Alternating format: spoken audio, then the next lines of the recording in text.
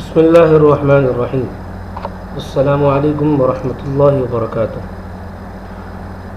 ہمارا سبجیکٹ اور ہمارا مضمون ہے اسلامیات۔ اسلامیات کے حوالے سے عام طور پہ ہمارے اسٹوڈنٹس کے ذہن میں یہ بات ہوتی ہے کہ یہ ایک انتہائی بورنگ سبجیکٹ ہے، اور ہم لوگ اسکول کی لائف چھوڑ کر آئے، پھر ہم کالج کی لائف چھوڑ کر آئے، ان سب سے گزرنے کے بعد اب ہم جب یونیورسٹی میں آتے ہیں تو یا تو ہم انجینئرنگ کا کورس کرتے ہیں، یا پھر ہم نیوٹریشن کا کورس کرتے ہیں، یا ہم حکمت کا کورس کرتے ہیں، یا ہم فارماسسٹ بنتے ہیں، MBBS میں داخلہ لیتے ہیں، BBA میں آتے ہیں، وغیرہ وغیرہ۔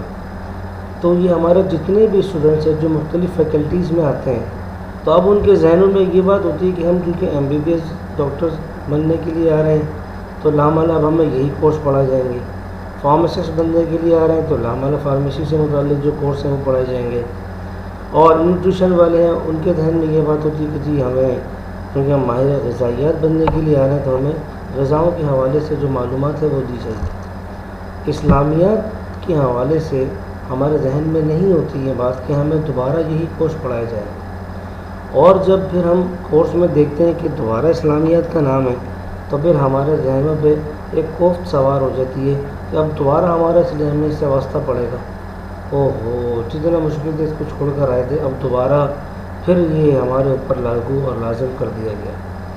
تو میرے پیاروں بات یہ ہے کہ اسلامیات کا کورس نہ مشکل ہے اور نہ ہی بورنگ ہے، اور اسلامیات کا ایک سبجیکٹ ایسا ہے کہ جس کا تعلق انسان کی پیدائش سے انسان کی موت تک واقع ہوتا ہے۔ انسان دنیا میں آتا ہے تو جب پیدائش ہوتی ہے تو اس میں اسلام ہم سے کیا کہتا ہے، شرعی اصول اور ضوابط، رول اینڈ ریگولیشن کیا ہے، اسی طرح شادی، بیاہ، نکاح، قسم، طلاق، دیگر مراحل سے انسان اپنی زندگی میں گزرتا ہے، تو اس میں ہمارے لیے اسلام نے کیا رولز اینڈ ریگولیشن ہمیں بتائے ہیں۔ اسی طرح جب انسان دنیا سے جاتا ہے تو وہ کون سے رولز ریگولیشن ہیں، قواعد و ضوابط ہیں جس کی طرف اسلام ہماری رہنمائی کرتا ہے۔ تو مقصود یہ ہے بتانے کا کہ موت تک، پیدائش سے موت تک انسان کو اسلامیات کی ضرورت پڑتی ہے، اس سے انحراف نہیں کیا جا سکتا کبھی بھی کسی بھی صورت میں۔ اور دوسری بات یہ کہ ہم اس کو مشکل نہ سمجھیں، اگر ہم اس کو مشکل سمجھیں گے تو پھر یہ مشکل ہو جائے گا۔ دنیا میں کوئی چیز ایسی نہیں ہے کہ جو مشکل ہو۔ شیخ سعدی رحمۃ اللہ علیہ فارسی میں فرماتے ہیں، گلستان میں ان کی مقولہ ہے ان کا، وہ کہتے ہیں کہ مشکل نیس کے آسان نشوت، کوئی مشکل ایسی نہیں ہے کہ جو آسان نہ ہو جائے۔ انسان نے لوہے پر محنت کری تو لوہے کو لوہے پر دوڑا دیا۔ شروع میں جب یہ آپ کی ٹرین ریل گاڑی بنی تو کسی نے کہا کہ جی لوہے کا ڈبہ لوہے کی کارڈر پہ دوڑ رہے، تو کسی کو سمجھ میں نہیں آئی کہ یہ کیا بات ہے۔ تو اب جناب دیکھا تو وہ لوہے کی جو گاڑی ہے، ریل گاڑی لوہے کی بنی ہوئی، وہ لوہے کی پٹریوں پر دوڑ رہی تھی، سمجھ میں آ گیا۔ لوہے پر انسان نے محنت کری، ہوائی جہاز بنا کے ہوا میں اڑا دیا، اور اسی طرح انسان نے مٹی پہ محنت کری، بڑی بڑی بلڈنگس بنا دی۔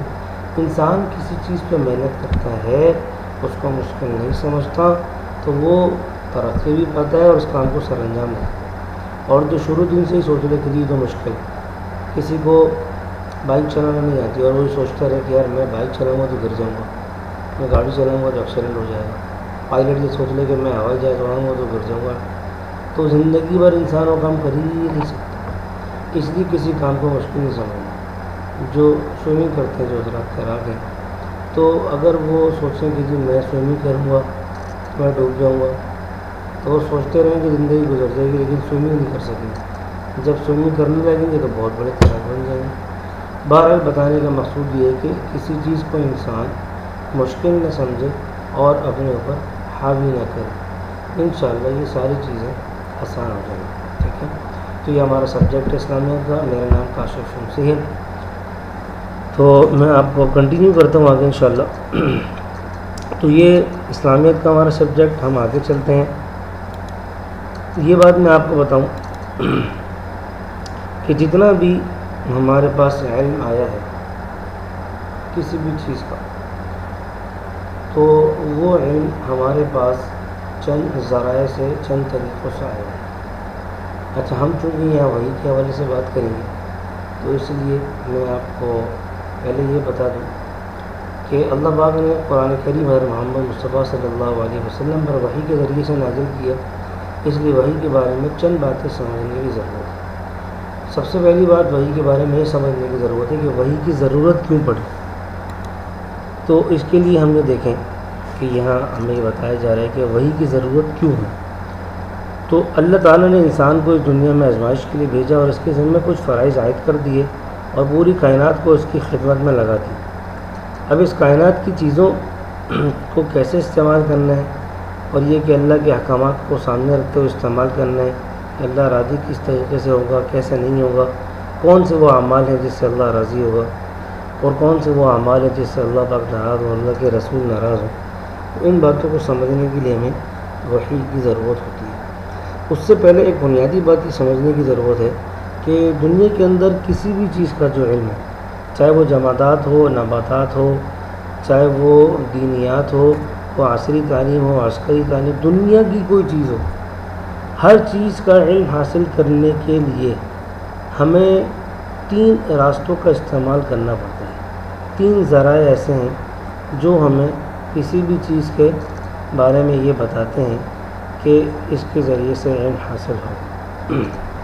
لیکن یہاں لکھا ہوا ہے علم کی حصول کے 3 ذرائع ہیں اور ہر ذریعے کا اپنا محدود دائرہ ہے جس کے آگے وہ کام نہیں کرتا۔ اچھا، اب علم حاصل کرنے کا جو پہلا ذریعہ ہے وہ ہے حواس خمسہ، جس کو آپ کہتے ہیں 5 سینس، آنکھ، ناک، کان، منہ اور ہاتھ، یعنی چھونا۔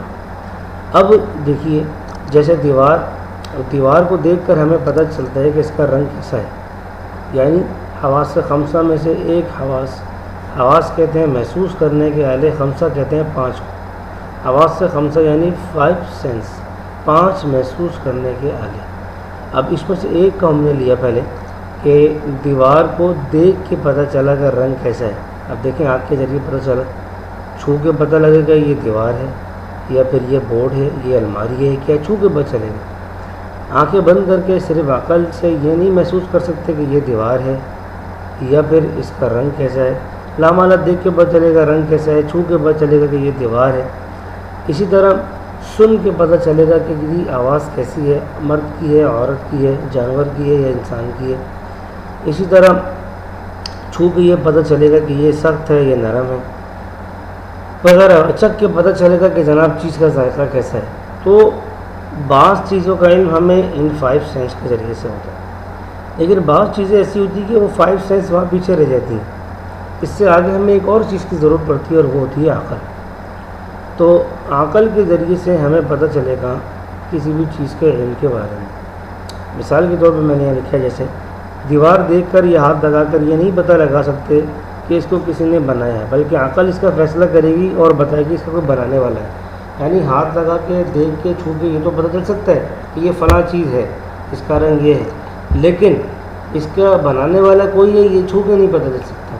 یہ ہمارا اس کا فیصلہ عقل کرے گی کہ لامالہ اس کو کسی نے بنایا ہے۔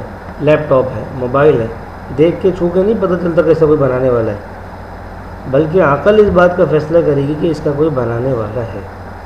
یہ تو 2 چیزیں ہوئیں علم حاصل کرنے کے ذرائع میں سے، ایک حواس خمسہ، نمبر 2 عقل۔ تیسری چیز ہے وحی۔ کچھ چیز ایسی ہیں کہ عقل بھی وہاں پیچھے رہ جاتی ہے اور کوئی صحیح رہنمائی نہیں کر پاتی اور وہاں وحی کی ضرورت پڑتی ہے۔ میں نے ایک مثال سے یہاں واضح کیا ہے، جیسے موضوع پر مسح۔ اب عقل کہتی ہے کہ موضوع کے نیچے کا حصہ صاف کرو، لیکن وحی اور شریعت کہتی ہے کہ اوپر سے صاف کرو، اگر کوئی نجاست یا گندگی نہ لگی ہو تو۔ اب آپ چمڑے کے جو موضوع ہوتے ہیں، لیدر کے سوس ہوتے ہیں، یہاں چونکہ استعمال نہیں ہوتے، ٹھنڈے علاقوں میں استعمال ہوتے ہیں وہ، اور ہم لوگ بھی استعمال کرتے ہیں جب ہم کہیں جاتے ہیں اندر کے راستے میں، سفر میں، ٹھنڈے علاقوں میں۔ تو وہ جو لیدر کے سوس ہوتے ہیں، جب وضو کا ٹائم آتا ہے تو وضو میں چوتھا فرض جو ہے وہ ہے پاؤں دھونا۔ تو جب موزے پہنے ہوئے تو پاؤں دھوتے نہیں ہیں، بلکہ شریعت کہتی ہے کہ اس کا مسح کرو۔ اب مسح کرنے میں عقل ہماری یہ کہتی ہے کہ جب ہم چلتے ہیں تو جو ہمارا نچلا حصہ ہے، تلوا جس کو کہتے ہیں آپ، وہ گندا ہوتا ہے، مٹی لگتی ہے، تو اس کو صاف کر لیا جائے۔ شریعت کہتی ہے کہ جو مٹی وغیرہ لگی ہو اس کو لگے رہنے دو، بلکہ آپ اوپر کی طرف، یعنی جو پنجہ ہے ہمارا، اس طرف سے موزے پر مسح کرے۔ اگر کوئی نجاست لگی ہے، گندی چیز، ناپاک چیز، تو صاف کرنا پڑے گا نیچے سے۔ لیکن اگر صرف مٹی لگی ہے، کچھ بھی نہیں لگا، آپ نے ویسے ہی سوس پہنے ہیں، تو اب شریعت کیا کہتی ہے؟ اوپر سے مسح کرے، اور عقل کہتی ہے چونکہ مٹی نیچے لگی تو نیچے سے مسح کرے۔ تو اب ہمیں عقل کی بات نہیں ماننی، اب ہمیں شریعت کی بات ماننی۔ تو یہ 3 طریقے ہو گئے علم حاصل کرنے کے۔ سب سے پہلے 5 سینس، حواس خمسہ، نمبر 2 عقل، نمبر 3 وحی۔ اگر آپ سے یہ سوال کیا جائے کہ جناب علم حاصل کرنے کتنے ذرائع ہیں، تو آپ نے کہنا ہے 3۔ آپ سے جب یہ پوچھا جائے کہ وہ کتنے ہیں اور کون کون تھے، تو آپ نے بتانا ہے کہ جی 3 ہیں، وہ کون کون سے؟ پھر آپ نے حواس خمسہ، عقل اور وحی۔ جب آپ سے یہ کہا جائے کہ تفصیل سے بتائیں، تو پھر آپ نے اس کی تفصیل اور ڈیپ میں جانا ہے، نہیں تو یہ مختصر آپ نے بتانا ہے۔ ٹھیک ہو گیا؟ سمجھ آ گئی تو پھر مجھے ذرا کمنٹس میں لکھ دیے گا کہ جی سمجھ میں آ گئی۔ ایک اور مثال دی ہے میں نے، جس طرح اللہ کا وجود ہے۔ اب حواس خمسہ اور عقل سے اللہ کے وجود کا فیصلہ نہیں کر سکتے۔ وحی بتاتی ہے کہ اللہ کا وجود ہے، اور مثال کے طور پر جیسے سر اور جسم کا درد نظر نہیں آتا، لیکن وہ ہمیں عقل سے پتہ چلتا ہے، محسوس کی جاتا ہے اس کو۔ تو یعنی کچھ میں یہ بتانے کا مقصود ہے کہ یہ 3 ذرائع ہیں، کسی چیز کا علم حواس خمسہ کے ذریعے سے، کسی کا عقل کے ذریعے، اور کسی کا وحی کے ذریعے سے۔ تو یہ بات سمجھ میں آ گئی سب کو؟ آخری بات یہ کہ جہاں حواس خمسہ کی انتہا، یعنی حواس خمسہ کام کرنا چھوڑ دیتے ہیں، سمجھ میں نہیں آتی بات، تو وہاں عقل کی ابتدا ہوتی ہے۔ بعض اوقات انسان کہتا ہے عقل سے بالاتر ہے یہ چیز، یعنی عقل کی بھی جب انتہا ہو جاتی ہے تو پھر وہاں سے شریعت کی ابتدا ہوتی ہے۔ اب ہم آگے چلتے ہیں۔ اچھا، اب چونکہ وحی کی، ہم وحی کے بارے میں پڑھیں گے، ہمارے کورس میں شامل ہے وحی کے حوالے سے، تو وحی کی اقسام، وحی کی 2 اقسام ہیں۔ نمبر 1 وحی مطلوع۔ مطلوع کا مطلب ہوتا ہے جس کی تلاوت کی جائے، جس کو پڑھا جائے، جیسا کہ قرآن پاک، کہ قرآن پاک کو پڑھا جاتا ہے، اس لیے اس کو کہتے ہیں مطلوع۔ مطلوع تلاوت سے، وحی مطلوع جس کی تلاوت کی جائے۔ دوسری قسم ہے وحی غیر مطلوع، جس کی تلاوت نہ کی جائے، جیسا حدیث۔ اب حدیث کی بار بار تلاوت نہیں کی جاتی، ان کو پڑھا تو جاتا ہے لیکن ان کی بار بار تلاوت نہیں کی جاتی۔ جس کی بار بار تلاوت کی جاتی وہ قرآن پاک۔ تو ہم مطلوع کے بارے میں بھی پڑھیں گے انشاءاللہ، اور ہم غیر مطلوع کے بارے میں بھی پڑھیں گے۔ تو پہلے ہم مطلوع کو لے لیتے ہیں، ٹھیک ہے؟ اچھا، اب وحی کی آپ کو میں نے اقسام بتا دی دو، اب میں آپ کو بتاؤں گا وحی کے نازل ہونے کے طریقے، کہ وحی کتنے طریقوں سے نازل ہوتی تھی۔ تو وحی نازل ہونے کے 5 طریقے ہیں، اور بعضوں نے 6 بھی کہے ہیں، تو میں نے یہاں پہ 6 طریقے لکھ دیے ہیں۔ تو وحی نازل ہونے کا جو پہلا طریقہ ہے وہ ہے گھنٹی کی آواز، بیل کی آواز۔ یعنی جس طرح بیل بجتی ہے، گھر کے اندر آپ نے بیل لگائی ہوئی وہ بجی، یا پھر آپ کے پاس موبائل ہے، 8-10 لوگ ساتھ بیٹھے ہوئے ہیں اور کسی کی رنگ ٹون بجی ہے، تو 2 چیزوں سے مشابہت ہے گھنٹی کی آواز میں۔ نمبر 1 تو یہ کہ جس طرح وہ بیل کی آواز مسلسل ہوتی ہے، یعنی رنگ بج رہی ہے تو بجتی چلی جا رہی ہے، بیل بج رہی ہے باہر سے تو وہ 4-5 دفعہ بجتی چلی جا رہی ہے۔ تو اسی طرح جب وحی نازل ہوتی تھی تو وہ مسلسل نازل ہوتی ہی رہتی تھی، اس لیے اس کو گھنٹی سے، بیل سے تشبیہ دی ہے۔ دوسری وجہ یہ ہے گھنٹی کی آواز سے تشبیہ دینے میں کہ جس طرح 8-10 لوگ بیٹھے ہوئے ہوں اور کسی کے رنگ ٹون بجے تو پتہ نہیں چلتا کس کا موبائل بجا، یعنی سمت کا تعین نہیں ہوتا کہ کس طرف سے آواز آ رہی ہے۔ تو اسی طرح جب وحی نازل ہوتی تھی تو یہ پتہ نہیں چلتا تھا کہ کس طرف سے نازل ہو رہی ہے۔ تو یہ طریقہ بہت مشکل طریقہ تھا رسول پاک صلی اللہ علیہ وسلم پہ وحی نازل ہونے کا، اور آپ کو گھبراہٹ بھی طاری ہو جاتی تھی، پسینے بھی آتے تھے، اور بعض روایت میں آتا ہے کہ جب وحی نازل ہوتی تھی تو ایسے آواز آتی تھی، اس والی صورت میں گھنٹی کی آواز، تو ایسے آواز آتی تھی جس طرح کے کوئی دیگچی میں کچھ ابل رہا ہے، یعنی ہنڈیاں رکھی ہوئی چولہے پہ، اور جب اس میں آپ پانی میں کوئی چیز پکا رہے ہوں تو کیسی آواز آ رہی ہوتی ہے، یا کوکر کی آواز آ رہی ہوتی ہے، اس طرح کی سی آواز آ رہی ہوتی تھی۔ تو وحی نازل ہونے کا پہلا طریقہ ہے گھنٹی کی آواز۔ دوسرا طریقہ وحی کے نازل ہونے کا یہ ہے فرشتے کا انسانی شکل میں آنا۔ یہ طریقہ سب سے آسان تھا۔ جبرائیل علیہ السلام جب انسانی شکل میں تشریف لاتے تو عام طور پہ حضرت دحیہ کلبی رضی اللہ تعالیٰ عنہ کی صورت میں تشریف لاتے، کبھی کبھی کسی دوسری صورت میں بھی تشریف لاتے، لیکن عام طور پہ حضرت دحیہ کلبی کی صورت میں تشریف لاتے۔ اب یہ سوال ہوتا ہے کہ انہی کی صورت میں کیوں تشریف لاتے تھے، صحابی تو اور بھی بہت سارے تھے. اس کا جواب یہ کہ یہ اس زمانے میں صحابہ میں سے بہت خوبصورت صحابی تھے، نیک صحابی تھے، اور بھی نیک صحابہ تھے، لیکن چونکہ یہ ذرا خوبصورت زیادہ تھے اس لیے انہی کی صورت میں فرشتہ وحی لے کر کے نازل ہوتا تھا. اور دوسری بات یہ کہ اللہ پاک نے ان کو جب اس انعام سے نوازا ہے تو ہر صحابہ کو اللہ تعالیٰ نے ہر صحابی کو الگ الگ انعامات سے نوازا. مختلف صحابہ کو مختلف انعامات دیے، مختلف فضیلتیں دی. تو ان کی فضیلت یہ تھی کہ اللہ کی طرف سے گاڈ گفٹ تھی، عطا کردہ تھی اللہ کی طرف سے کہ فرشتہ ان کی شکل میں وحی لے کر آتا تھا. تیسرا طریقہ وحی نازل ہونے کا فرشتے کا اپنی اصلی صورت میں آنا، اور آپ صلی اللہ علیہ وسلم کی زندگی میں سے 3 مرتبہ ہوا. پہلے ابتدائی وحی کے زمانے میں ہوا جب وحی نازل ہوئی شروع میں جب فرشتہ آیا تو وہ اپنی اصلی صورت میں آیا. اچھا جی، دوسرا طریقہ فرشتہ جب اپنی اصلی صورت میں آیا، دوسرا موقع ہوتا معراج کے موقع، جب رسول اللہ صلی اللہ علیہ وسلم کو اللہ رب العزت نے آسمانوں پر بلایا، اپنے پاس معراج عطا کی، تو آپ صلی اللہ علیہ وسلم نے حضرت جبرائیل کو ان کی اصلی صورت میں دیکھا. تیسرا جو موقع تھا اصلی صورت میں آنے کا وہ تھا آپ کی خواہش. ایک مرتبہ آپ نے خواہش ظاہر کی تھی جبرائیل سے کہ میں آپ کو اپنی اصلی صورت میں دیکھنا چاہتا ہوں، تو انہوں نے اپنا پر پھیلا کے آپ صلی اللہ علیہ وسلم کو دکھایا. وقت مختصر ہے اس لیے ہم ڈیپ میں نہیں جائیں گے، مختصر چلیں گے انشاءاللہ. چوتھا طریقہ وحی نازل ہونے کا اللہ تعالیٰ سے براہ راست ہم کلام. ایسا کب ہوا؟ ایسا معراج کے موقع پر ہوا جب اللہ تعالیٰ نے رسول پاک صلی اللہ علیہ وسلم کو بلایا تو وہ بات چیت ہوئی. جو بات چیت ہوئی آپس میں ہم کلامی ہوئی، تو وہ بھی وحی نازل ہونے کا ایک طریقہ تھا. 5ویں صورت ہے القاء، یعنی دل میں کوئی بات ڈال دینا. فرشتے کے آئے بغیر، اس میں فرشتہ نہیں آتا تھا، بس اللہ پاک رسول پاک صلی اللہ علیہ وسلم کے دل میں یا کسی بھی نبی کے دل میں، اس طرح ابراہیم علیہ السلام کے اوپر وحی نازل ہوئی تو وہ دل میں بات ڈال دی تھی. ابراہیم علیہ السلام والی بات صحیح نہیں ہے، بلکہ وہ تو آگے آئے سچے خواب کے ذریعے. القاء کا مطلب ہوتا ہے دل میں بات ڈالنا ہے جاگنے کی حالت میں، کہ آپ صلی اللہ علیہ وسلم جاگ رہے ہیں، صحابہ سے گفتگو کر رہے ہیں، اللہ نے دل میں کوئی بات ڈال دی فرشتے کے آئے بغیر، تو یہ بھی وحی نازل ہونے کا ایک طریقہ ہے. اور چھٹا طریقہ ہے سچے خواب، یعنی نیند کی حالت میں اللہ کی طرف سے کوئی پیغام آپ کے پاس آ گیا، آپ سو رہے ہیں، آرام فرما رہے ہیں، خواب کے ذریعے اللہ نے کوئی بات آپ کو بتا دی. اور خواب کے ذریعے سے انبیاء کے پاس وحی آتی تھی. مثال کے طور پہ حضرت ابراہیم علیہ السلام کا واقعہ کہ انہوں نے دیکھا کہ جی میں بیٹے کو ذبح کر رہا ہوں اور فرشتہ نہیں آیا ہے، خواب میں دیکھا تھا، لیکن چونکہ وہ وحی تھی تو وحی نازل ہونے کے یہ 6 طریقے آپ کے سامنے میں نے ذکر کر دیے ہیں. امید ہے کہ آپ رات کو سمجھ میں آ گئے ہوں گے. نہیں سمجھ میں آئے تو آپ مجھ سے پوچھ سکتے ہیں کمنٹس میں. چلیے، اب ہم نے آپ کو یہ بتایا تھا کہ وحی کے بارے میں ہم پڑھ رہے ہیں، تو وحی کا جو دوسرا نام ہے وہ ہے قرآن پاک. یعنی وحی کی جو 2 قسمیں بتائی گئی، وحی مطلوع اور غیر مطلوع. تو وحی مطلوع جس کی تلاوت کی جائے وہ کلام پاک ہے، قرآن پاک ہے. تو ہم قرآن پاک کے حوالے سے کچھ تھوڑا سا پڑھیں گے انشاءاللہ. تو قرآن پاک کسے کہتے ہیں؟ اچھا، یہ بات ذہن میں رکھیں کہ ہر چیز کی 2 تعریفیں ہوتی ہیں.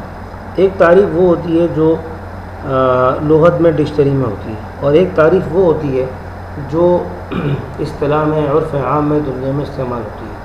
مثال کے طور پہ صلاۃ کا لفظ ہے.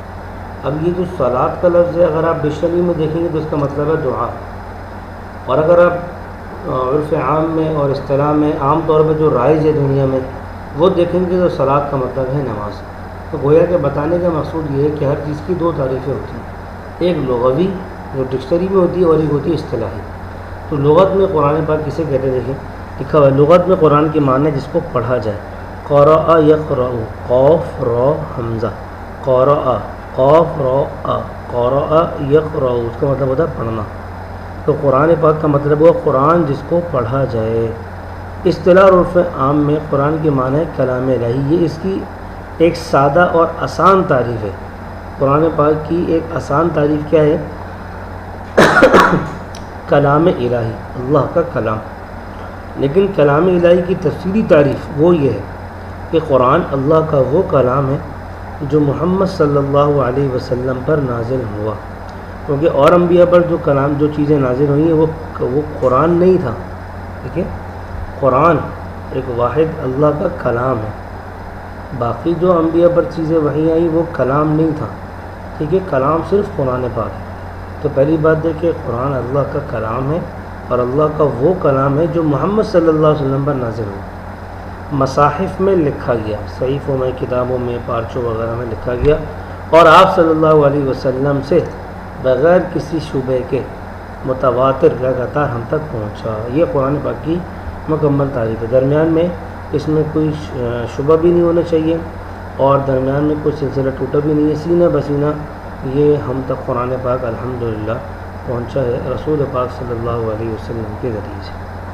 یہ کلام پاک کی تعریف ہے، ٹھیک ہے جی۔ اچھا، اب آگے تاریخ نزول قرآن۔ قرآن پاک کب نازل ہوا، کہاں نازل ہوا، کیسے نازل ہوا، کتنے عرصے میں نازل ہوا، اس کے بارے میں ہم انشاءاللہ پڑھیں گے۔ تو تاریخ نزول قرآن کے حوالے سے قرآن پاک اللہ کا کلام ہے اور لوح محفوظ میں موجود ہے اور محفوظ ہے۔ اللہ تعالیٰ کے ارشاد ہے بل ہوا قرآن مجید فی لوح محفوظ۔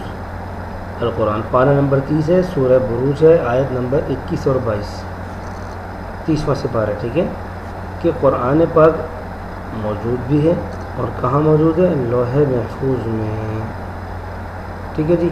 اچھا جی، اب لوح محفوظ میں جب یہ موجود ہے تو اس کا نزول کتنی مرتبہ ہوا؟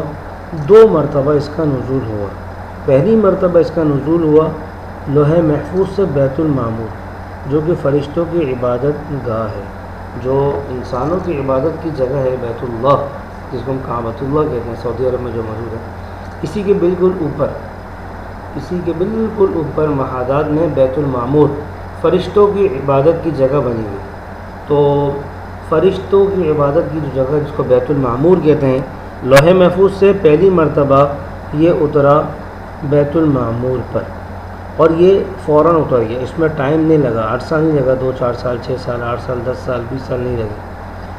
دوسری مرتبہ یہ جو بیت المعمور سے رسول پاک صلی اللہ علیہ وسلم پر دنیا میں اترتا رہا، وہ حسب ضرورت اور آہستہ آہستہ، اور اس میں کتنا وقت لگا؟ 23 سال کا عرصہ اس میں لگ گیا۔ یعنی پہلی مرتبہ جو نازل ہوا وہ فوراً ہو گیا، دوسری مرتبہ نازل 23 سال میں ہوا۔ اب سوال یہ ہے کہ 2 مرتبہ کیوں نازل ہوا قرآن پاک؟ ڈائریکٹ اور براہ راست رسول پاک صلی اللہ علیہ وسلم پر ہی نازل ہو جاتا، اس کو 2 مرتبہ کیوں نازل کیا؟ پہلے لوح محفوظ سے بیت المعمور پر، پھر بیت المعمور سے حضور پاک صلی اللہ علیہ وسلم پر۔ تو اس کا جواب یہ ہے کہ یہ قرآن پاک جو کہ آخری کتاب ہے اور عظمت والی کتاب ہے، اس کی شان کو ظاہر کرنا مقصود تھا۔ جواب میں نے لکھا ہے کہ قرآن پاک کی شان کو ظاہر کرنا مقصود تھا کہ یہ بڑی عظمت والی کتاب ہے اور اللہ کی آخری کتاب ہے اور اللہ کے آخری پیغمبر پر نازل ہونے والی کتاب ہے اور ہر شک اور شبہ سے بالاتر ہے، یہ بتانا مقصود تھا۔ اور دوسری بات کیا؟ دوسرا جواب ہے قرآن رسول پاک صلی اللہ علیہ وسلم کے دل، یعنی آپ کے قلب اطہر اور قلب مبارک کے علاوہ 2 جگہوں پر اور بھی محفوظ ہے، ایک لوح محفوظ میں اور دوسرا بیت المعمور میں۔ یعنی کوئی یہ نہ سمجھے کہ ہم اس کو مٹا دیں گے، قرآن پاک میں تبدیلی کر دیں گے، نہیں، آج تک کبھی اس میں کوئی تبدیلی نہیں کر سکا اور نہ کر سکے گا قیامت تک انشاءاللہ۔ تو بتانے کا مقصود یہ کہ یہ قرآن پاک صرف یہی دنیا میں محفوظ نہیں ہے کہ اگر تم مٹانا چاہو تو مٹا دو، نہ، لوح محفوظ میں بھی موجود ہے، بیت المعمور میں بھی موجود اور محفوظ ہے، اور حضور کے سینے میں بھی محفوظ ہے، اور اب اس کے بعد حضور صلی اللہ علیہ وسلم کے دنیا سے پردہ فرما جانے کے بعد صحابہ اور تمام حفاظ کے دلوں میں الحمدللہ یہ قرآن پاک موجود ہے اور محفوظ ہے، ٹھیک ہے جی۔ اچھا جی، اب ہم نے آپ کو بتایا تھا کہ وحی کی جو ابتدا ہوئی وہ سچے خوابوں سے ہوئی۔ حضرت عائشہ کا فرمانا تقریباً 6 مہینے تک آپ کو سچے خواب آتے رہے، پھر آپ صلی اللہ علیہ وسلم کو آپ کو تنہائی میں عبادت کا شوق پیدا ہوا، آپ غار حرا میں تشریف لے جاتے۔ 2 غار ہیں، کہ غار حرا اور ایک ہے غار ثور۔ تو جو وحی نازل ہوئی پہلی وہ ہی غار حرا میں، اور جو غار ثور ہے وہ آپ جب ہجرت کر کے مدینہ تشریف لے جا رہے تھے تو آپ نے وہاں پر قیام فرمایا تھا۔ تو غار حرا کا تعلق وحی سے ہے، قرآن سے ہے، تو آپ وہاں پر عبادت فرماتے تھے۔ اسی غار میں پہلی وحی نازل ہوئی، فرشتہ آیا اور کہا اقرأ، پڑھیے۔ تو آپ نے فرمایا ما انا بقارئ، میں پڑھا ہوا نہیں ہوں، ماں نہیں ہوں، انا میں، بقارئ پڑھا ہوا. تو اسی طرح 3 مرتبہ فرشتے نے کہ پھر کہا اقرأ، آپ نے فرمایا میں پڑھا ہوا نہیں ہوں. 3 مرتبہ ہوا. اس کے بعد پھر جب دوبارہ آپ کو دبایا اور بھینچا، یعنی پیچھے سے آگے فرشتے نے پکڑا آپ کو اور آپ کو دبایا. پھر یہ سورہ علق کی ابتدائی آیتیں 5 آیتیں نازل ہوئیں. اقرأ بسم ربک الذی خلق، پڑھیے اپنے اس رب کے نام سے جس نے پیدا کیا. خلق الانسان، جس نے انسان کو پیدا کیا، من علق، لوچڑے سے. تو یہ 5 آیتیں ابتدا میں نازل ہوئی تھیں. اچھا جی، اب یہ سوال ہوتا ہے کہ قرآن پاک 2 مرتبہ نازل ہوا. ٹھیک ہے، پہلے تو یہ سوال تھا کہ 2 مرتبہ کیوں ہوا، اس کا جواب ہم نے دے دیا.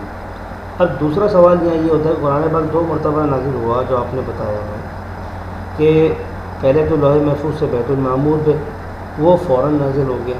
حضور پاک صلی اللہ علیہ وسلم پہ آہستہ آہستہ کیوں نازل ہوا، کیا وجہ تھی اس کی؟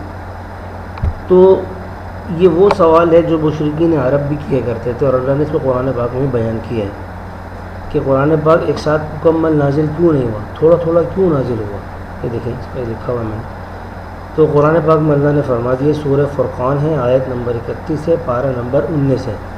تو مشرکین عرب کہتے تھے وقال الذین کفروا، کہتے تھے وہ لوگ جو کافر ہیں، یعنی کافر لوگ کہتے تھے لولا، کیوں، نزل علیہ، کیوں نازل نہیں ہوا، علیہ محمد پر، القرآن جملۃ واحدہ، ایک ساتھ، محمد پر قرآن پورا ایک ساتھ نازل کیوں نہیں ہوا. یہ سوال تھا. اور عام طور پہ یہ ذہن میں آ بھی سکتا ہے کہ جی قرآن پاک آہستہ آہستہ کیوں نازل ہوا، فوراً ہی سارا ایک ساتھ نازل ہو جاتا. تو اس کی 4 وجوہات ہیں. اس کا جواب میں آپ کو دے رہا ہوں کہ اس کے جواب یہ ہے کہ اس کی 4 وجوہات ہیں. نمبر 1، آپ صلی اللہ علیہ وسلم امی تھے. امی یعنی لکھنا پڑھنا نہیں جانتے تھے. اگر ایک ساتھ مکمل نازل ہوتا تو اس کو یاد کرنا اور یاد رکھنا مشکل ہوتا، کیونکہ آپ لکھنا پڑھنا جانتے نہیں تھے.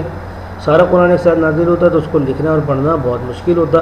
اس لیے قرآن پاک آہستہ آہستہ نازل ہوا.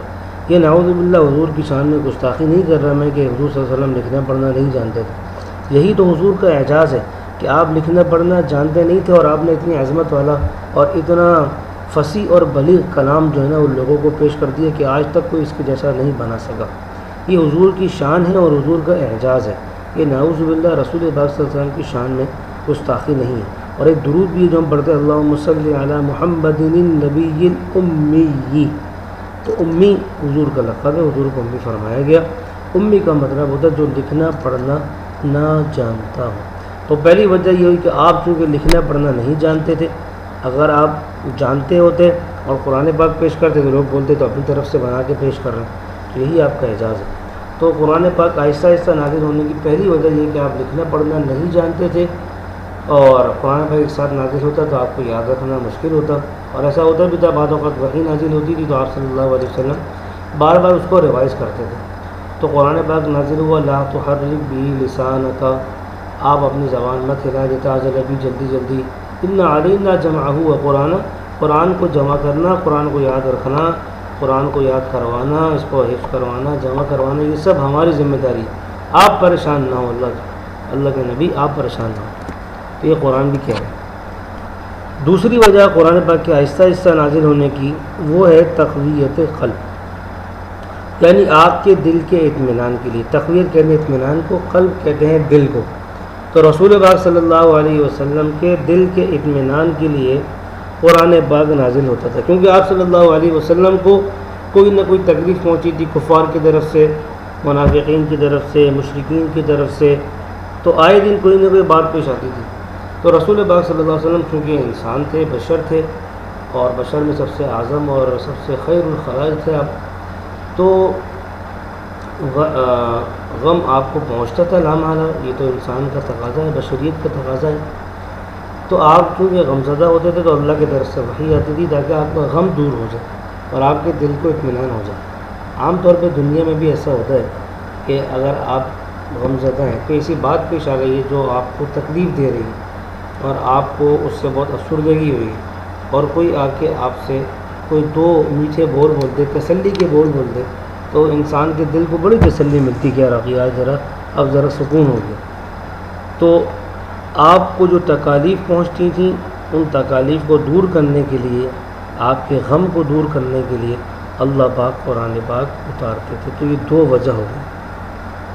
تیسری وجہ تمام احکامات پر فوری عمل کا لازم ہونا۔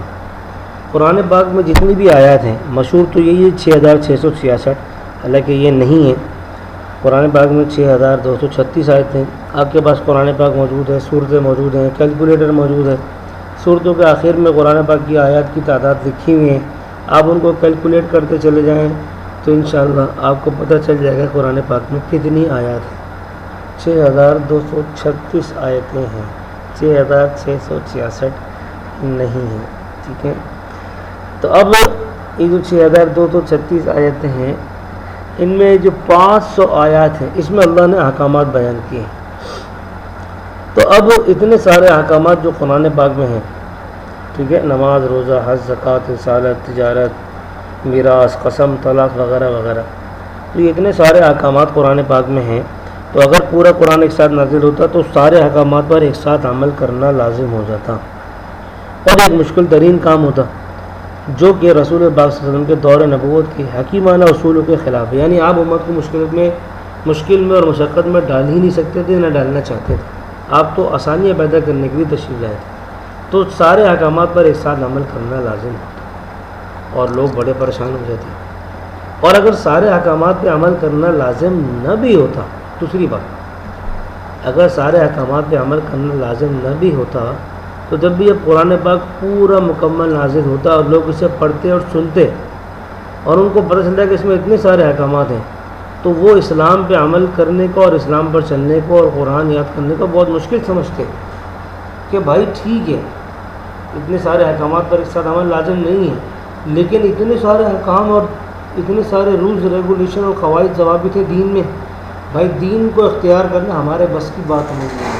تو لوگ اس کو مشکل سمجھتے، اس وجہ سے قرآن آہستہ آہستہ نہیں۔ مثال کے طور پہ آپ کہیں پہ جاتے ہیں، جاب کرنے کے لیے جاتے ہیں، کہیں کام وغیرہ کے لیے جاتے ہیں، اور آپ کو وہاں پہ قواعد اور ضوابط، رولز ریگولیشن آپ کو بتا دی جائیں گے، تو میں سارے جب آپ رولز ریگولیشن سنیں گے آپ بولیں گے بھائی میں نہیں کر سکتا یہاں جاب، لیکن میرے لیے بہت مشکل ہے۔ لیکن جب آپ وہاں آ گئے اور آہستہ آہستہ آپ کو بتا دیا کہ جی پہلے آپ آئے، کبھی آپ 9 بجے آ رہے ہیں، کبھی 10 بجے آ رہے ہیں، پھر آپ سے کہا دیا آپ 8 بجے تشریف لائیں گے، آپ کہیں گے چلو یار جاب تو لگ گئی ہے، آپ 8 بجے بھی آ جائیں گے۔ پھر آپ سے آہستہ آہستہ کہا جائے کہ جی آپ جاتے ہیں 3 بجے، اب آپ 4 بجے جائیں گے، آپ کہیں گے چلو یار جاب تو ہے نہیں میرا۔ پھر آہستہ آہستہ آپ سے کہا جائے گا کہ جناب آپ کا جو لنچ ٹائم ہے نا وہ 1 سے 2 تک ہی ہے، آپ 12 بجے چلے جاتے ہیں، پھر وغیرہ وغیرہ آپ کو بتاتے چلے جائیں گے۔ تو آدمی آہستہ آہستہ پھر رولز پر چلتا رہتا ہے، لیکن جب ایک ساتھ ہی ساری باتیں سنتا ہے کہ یار صبح اتنے بجے آنا ہے، شام کو اتنے بجے آنا ہے، کھانے کا ٹائم اتنا ہے، دیر سے بھی نہیں جانا ہے، جلدی بھی آنا ہے، دور بھی ہے وغیرہ، تو پھر آدمی بولتا نہیں یار یہ مجھے سوٹ نہیں کر رہا۔ تو اسی طرح قرآن پاک، جب لوگ قرآن پاک کے اندر اتنے سارے احکامات دیکھتے اور سنتے تو وہ قرآن پر اور اسلام پر چلنے کو مشکل سمجھتے، جو رسول پاک صلی اللہ علیہ وسلم کی حکیمانہ اصولوں کے خلاف تھا، اس لیے قرآن آہستہ آہستہ نازل ہوا۔ چوتھی وجہ لوگوں کے سوالات اور واقعات، لوگ کوئی سوال کرتے تو قرآن پاک نازل ہوتا، ٹھیک ہے، یا کوئی جس طرح مثال کے طور پہ لوگوں نے شراب کے بارے میں پوچھا، یسألونک عن الخمر والمیسر، شراب کے بارے میں پوچھا، جوئے کے بارے میں پوچھا تو قرآن پاک نازل ہو گیا۔ حرام مہینوں کے بارے میں پوچھا، قرآن پاک نازل ہو گیا۔ یسألونک عن المحیض، انسس کے حوالے سے پوچھا، قرآن پاک نازل ہو گیا۔ بہت سارے سوالات لوگ کرتے تھے۔ وَإِذَا سَأَلَكَ عِبَادِي عَنِّي، جب لوگوں نے اللہ کے بارے میں پوچھا کہ اللہ کہاں ہے تو قرآن نازل ہو گیا۔ تو بے شمار سوالات ہوتے تھے لوگوں کے جس پر قرآن نازل ہوتا تھا۔ اور اسی طرح واقعات، جس طرح عائشہ رضی اللہ تعالیٰ عنہ کا واقعہ پیش آیا، واقعہ حضور صلی اللہ علیہ وسلم کی بے ادبی کا واقعہ سورہ حجرات میں، کہ باہر سے کھڑے ہو کے آپ کو آوازیں دے رہے تھے تو قرآن نازل ہوا۔ تو یہ 4 وجوہات ہیں جن کی وجہ سے قرآن پاک آہستہ آہستہ نازل ہوا۔ یقیناً آپ حضرات سمجھ گئے ہوں گے، اور سمجھ گئے ہیں تو مجھے کمنٹس میں بتائیے کہ جی ہم سمجھ گئے ہیں۔ جو بات نہیں سمجھ آئی مجھ سے آپ سوالات کر سکتے ہیں، کوشچن آنسر کا آپشن وہاں دیا ہوا ہے LMS پہ، آپ سوالات کریں، میں انشاءاللہ اس کا جواب دوں گا، ٹھیک ہے۔ پرسنل میں بھی رابطہ کر سکتے ہیں، واٹس ایپ گروپ میں پوچھ سکتے ہیں۔ اللہ حافظ۔